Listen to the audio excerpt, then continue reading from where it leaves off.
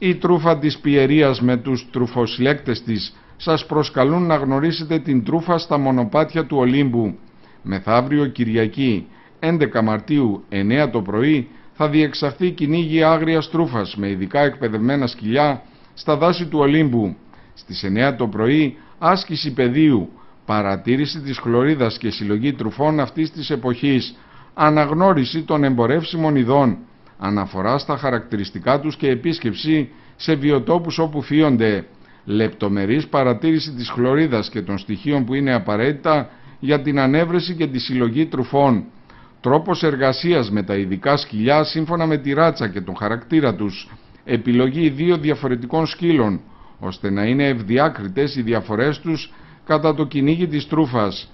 Στις 2 το μεσημέρι γευστικό διάλειμμα, κουβαλώντας τις μυρωδιές του δάσους, θα γευματίσουν σε εστιατόριο στη Νέα Έφεσο Πιερίας, καλομαγειρεμένα πιάτα αρωματισμένα με τις τρούφες που θα συλλέξουν.